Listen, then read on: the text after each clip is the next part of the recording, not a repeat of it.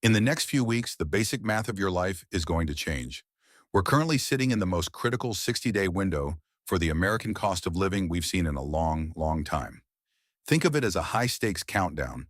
It starts in a narrow strip of water in the Middle East, and it ends right there on your dinner plate. Negotiations in Pakistan, they just collapsed. The safety net is officially gone. We're back at the edge of the map, and the U.S. government just pulled a break glass in case of emergency lever that's been untouched for years. Stick with me for a second. We need to talk about why these next 30 days are the most critical window for your wallet in a generation. Let's look at the big picture together.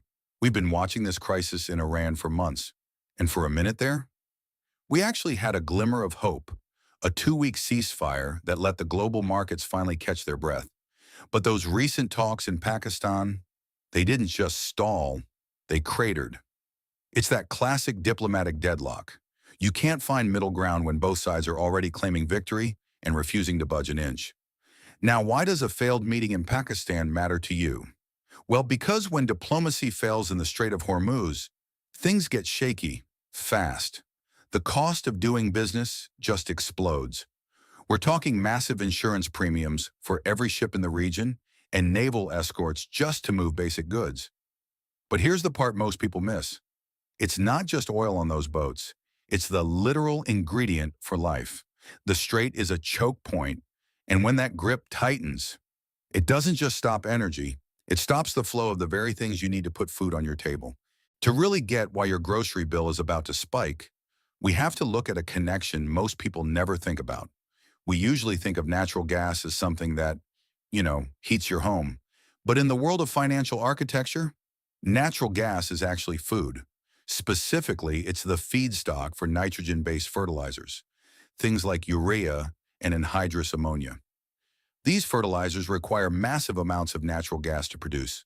But because of the conflict in the Persian Gulf, the supply chains for that gas are snapping. As we sit here in April 2026, fertilizer prices haven't just ticked up. They've jumped over 30%. Urea is up 48%, topping $800 a ton. Anhydrous ammonia? That's soaring over 1,000. For the people growing our food, these aren't just abstract numbers. We are in the spring planting window. Reports from PBS NewsHour show that farmers are feeling the squeeze.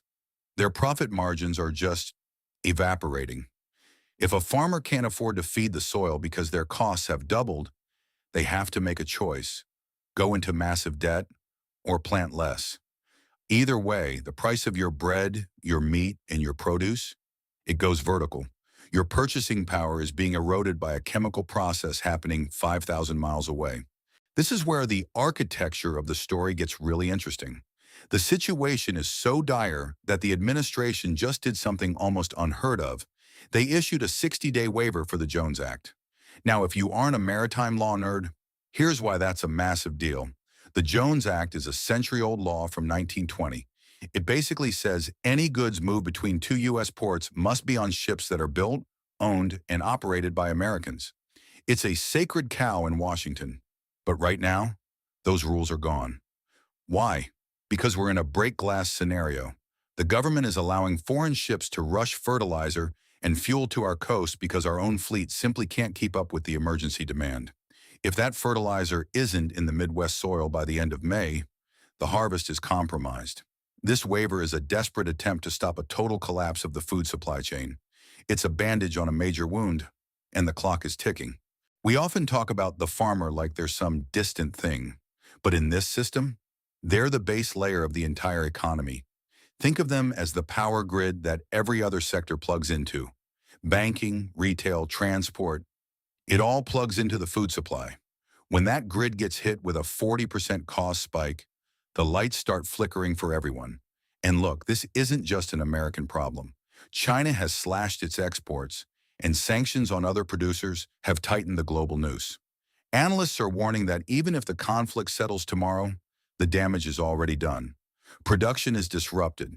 We could see these elevated prices well into 2027. This isn't just a bad week at the markets. It's a structural shift in the cost of staying alive.